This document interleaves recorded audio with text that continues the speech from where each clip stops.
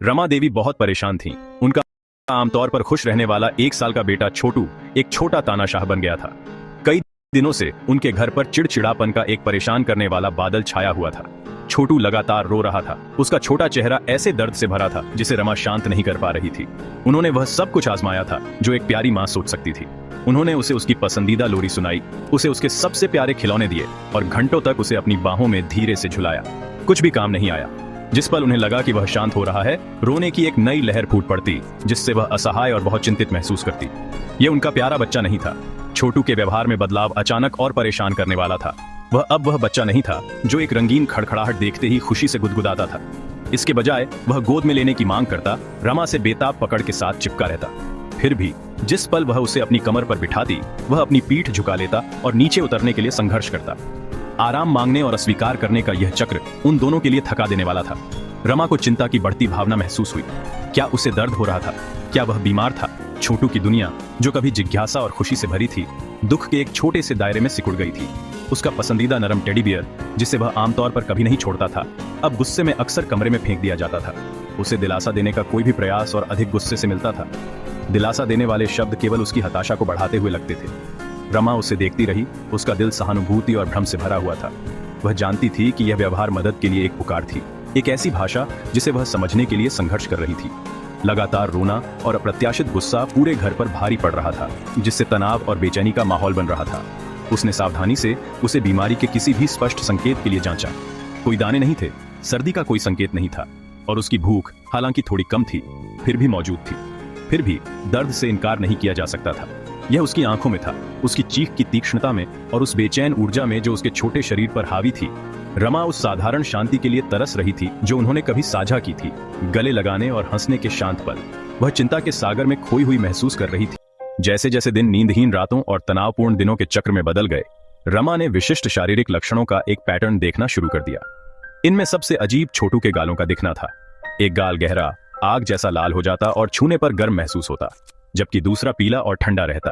यह अजीब, एक तरफा गर्मी उसकी बीमारी की एक निरंतर विशेषता थी। रमा को यह लक्षण विशेष रूप से पजलिंग लगा, क्योंकि उसने पहले कभी ऐसा कुछ नहीं देखा था। लाल गाल के साथ छोटू को हल्का बुखार भी था। थर्मामीटर लगातार कम ग्रेड तापमान दिखाता था। इतना अधिक नहीं कि बड़ी चिंता का कारण बने, लेकिन इतना लगातार कि यह पुष्टि हो सके कि उसका शरीर किसी चीज से लड़ रहा था। वह लगातार प्यासा भी लगता था, बार बार पानी मांगता था, जो उसके लिए असामान्य था। बुखार के बावजूद उसे अक्सर हल्का पसीना आता था, खासकर उसके माथे और सिर पर। ये शारीरिक संकेत एक पहेली के टुकड़ों की तरह थे और रमा उन्हें एक साथ जोड़ने की कोशिश कर रही थी। छोटू की स्थिति का सबसे चुनौतीपूर्ण पहलू यह था कि उसके लक्षण सूर्यास्त के बाद बढ़ जाते थे। जैसे जैसे दिन का उजाला कम होता गया, उसकी चिड़चिड़ापन बेकाबू चीखने के दौरे में बदल जाता था। रातें सबसे कठिन थीं। वह बार बार जागता, तेज चुभने वाले दर्द की तरह रोता। रमा को शक था कि दांत निकलने की भयानक प्रक्रिया ही अपराधी थी। वह धीरे से उसके मसूड़ों की जांच करने की कोशिश करती, लेकिन वह जोर से विरोध करता, अपने जबड़े को कसकर बंद कर लेता और अपना सिर मोड़ लेता। इन शारीरिक संकेतकों के संयोजन ने रमा के लिए एक स्पष्ट फिर भी अधिक परेशान करने वाली तस्वीर पेश की। एक लाल गाल, हल्का बुखार, प्यास, पसीना और रात में बढ़ जाना, ये सभी सुराग थे। उसके पारंपरिक घरेलू उपचार, जैसे उसके मसूड़ों की मालिश करना या उसे एक ठंडा टीथिंग रिंग देना, केवल क्षणिक राहत देते थे, यदि कोई हो। दर्द लगातार था और छोटू का दुख जारी रहा। छोटू का स्वभाव पूरी तरह से असहनीय हो गया था। गुस्सा और असंतोष का एक निरंतर बवंडर। वह मनमौजीपन की परिभाषा था। एक पल में वह एक खिलौने की ओर एक जरूरी मांग भरी चीख के साथ इशारा करता, और जिस पल रमा उसे देती, वह उसे जबरदस्ती फेंक देता, नए सिरे से गुस्से में चिल्लाता। कुछ भी उसे संतुष्ट नहीं करता था, कुछ भी उसे खुश नहीं करता था। वह बेसब्री से गोद में लिया जाना और ले जाया जाना चाहता था। बाहों में बसने के कुछ ही पलों के भीतर वह मचलने और संघर्ष करने लगता, उसे दूर धकेलता और नीचे उतारने की मांग करता। वह फिर से गोद में लेने के लिए रोता। उसका गुस्सा शांत या निष्क्रिय नहीं था, वह तेज, मांग करने वाला। जो कोई भी उससे बात करने या एक दयालु शब्द कहने की कोशिश करता, उसे एक भौं या एक चीख से मिलता। ऐसा लगता था कि वह दिलासा दिए जाने के कार्य से ही नाराज हो जाता था। उसका रवैया अवज्ञाकारी और अड़ियल था।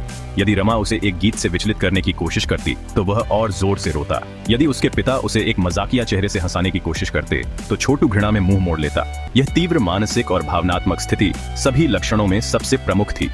लगातार चीखना, चीजों को फेंकना, आराम को अस्वीकार करना, यह सब एक विशिष्ट प्रकार के दुख की ओर इशारा करता था। ठीक उसी समय जब रमा को लगा कि वह अपनी सीमा तक पहुंच गई है, उसकी एक करीबी दोस्त और पड़ोसी मीना मिलने आई। मीना होम्योपैथी की एक दृढ़ विश्वास रखने वाली धैर्यपूर्वक सुनी जब रमा ने अपनी निराशाएं व्यक्त की। छोटू के हैरान करने वाले लक्षणों का विस्तार से वर्णन किया। जैसे ही रमा ने छोटू के एक लाल गर्म गाल और उसके पीले ठंडे गाल के बारे में बताया, मीना के चेहरे पर पहचान के भाव आ गए। उसने ध्यान से सुना, सिर हिलाते हुए जब रमा ने हल्के बुखार, प्यास और रातें कितनी खराब थीं, इसका उल्लेख किया। मीना ने धीरे से मुस्कुराया और रमा के कंधे पर एक आरामदायक हाथ रखा। मुझे तो ऐसा लगता है कि छोटू होम्योपैथिक दवा कैमोमिला की पूरी तस्वीर दिखा रहा है, उसने कहा। उसने समझाया कि होम्योपैथी चिकित्सा की एक प्रणाली है जो व्यक्ति को समग्र रूप से मानती है, उनके अद्वितीय मानसिक और भावनात्मक स्थिति पर ध्यान देती है, न कि केवल उनके शारीरिक लक्षणों पर। कैमोमिला की आवश्यकता वाले बच्चे की मुख्य विशेषता उनकी अत्यधिक चिड़चिड़ापन और गुस्सा है, खासकर दर्द से। वे दर्द के प्रति इतने संवेदनशील होते हैं कि यह उन्हें क्रोधी और असभ्य बना देता है, मीना ने विस्तार से बताया। उसने क्लासिक कैमोमिला बच्चे का और विस्तार से वर्णन किया और रमा यह देखकर हैरान रह गई कि यह छोटू से कितनी सटीकता से मेल खाता था। कैमोमिला बच्चा प्रसिद्ध रूप से मनमौजी होता है, मीना ने समझाया। वह कुछ मांगेगा और फिर उसे मिलते ही अस्वीकार कर देगा। वह गोद में लेना चाहता है, लेकिन इससे उसे कोई राहत नहीं मिलती। वह कभी संतुष्ट नहीं होता, कभी खुश नहीं होता। मीना ने शारीरिक लक्षणों पर भी प्रकाश डाला और वह एक लाल गाल यह कैमोमिला की पहचान है। यह रात में बढ़ने और प्यास के साथ मिलकर तस्वीर को अविश्वसनीय रूप से स्पष्ट बनाता है। यह दवा कठिन दांत निकलते समय अपनी प्रभावशीलता के लिए जानी जाती है। मीना ने रमा को पास के होम्योपैथिक फार्मेसी से कैमोमिला कम शक्ति में लेने की सलाह दी। उसने उसे आश्वस्त किया कि यह दवा शिशुओं के लिए कोमल, प्राकृतिक और सुरक्षित थी। यह विचार कि छोटू के विशिष्ट अजीब व्यवहार, उसके गुस्से, उसकी विरोधाभासी प्रकृति, उसके अद्वितीय लक्षणों के आधार पर एक दवा का चयन किया जा सकता है। वह होम्योपैथिक स्टोर गई और कैमोमिला 30 सी खरीदी। निर्देशों का पालन करते हुए उसने कुछ छोटी गोलियों को एक चम्मच पानी में घोल दिया और सावधानी पूर्वक छोटू को दिया। उसका चेहरा लाल था और उसका शरीर गुस्से से अकड़ा हुआ था। रमा तुरंत चमत्कार की उम्मीद नहीं कर रही थी, लेकिन उसने थोड़ी राहत के लिए प्रार्थना की। फिर उसने उसे झुलाने की कोशिश की, सामान्य संघर्ष के लिए खुद को तैयार किया, लेकिन इस बार कुछ अलग महसूस हुआ। उसके रोने का फ्रैंटिक, डेस्परेट किनारा नरम होने लगा। लगभग 20 मिनट के भीतर एक उल्लेखनीय बदलाव सामने आने लगा। छोटू की चुभने वाली चीखें फुसफुसाहट में बदल गईं और फिर उसमें पहली बार छोटू बिना किसी लड़ाई के उसकी बाहों में शांतिपूर्ण नींद में सो गया। रमा ने उसके सोते हुए चेहरे को देखा। उसके गाल का आग जैसा लाल रंग पहले से ही फीका पड़ने लगा था। उसकी अपनी आंखों से राहत के आंसू बहने लगे। अगले दिन छोटू में सुधार जारी रहा। उसे अभी भी चिड़चिड़ापन के क्षण आते थे, लेकिन असहनीय बेकाबू गुस्सा चला गया था। उसने अपने खिलौने स्वीकार किए और जब उसे उठाया गया तो वह अपनी मां के गले लग गया। उसे वह आराम मिला जिसकी उसे इतनी सख्त जरूरत थी। बुखार गायब हो गया, उसकी प्यास सामान्य हो गई और रातें फिर से शांत और आरामदायक हो गईं। ऐसा लग रहा था जैसे कैमोमिला ने न केवल उसके दर्द को सुन्न किया था, बल्कि उस भावनात्मक तूफान को भी शांत कर दिया था जो दर्द ने पैदा किया था। थके हुए परिवार के लिए यह परिवर्तन चमत्कार से कम नहीं था। इस अनुभव ने रमा को स्वास्थ्य और उपचार के बारे में एक गहरा सबक सिखा। उसने समझा कि होम्योपैथी केवल एक बीमारी का इलाज नहीं करती, ये बीमारी का अनुभव करने वाले व्यक्ति का इलाज करती है।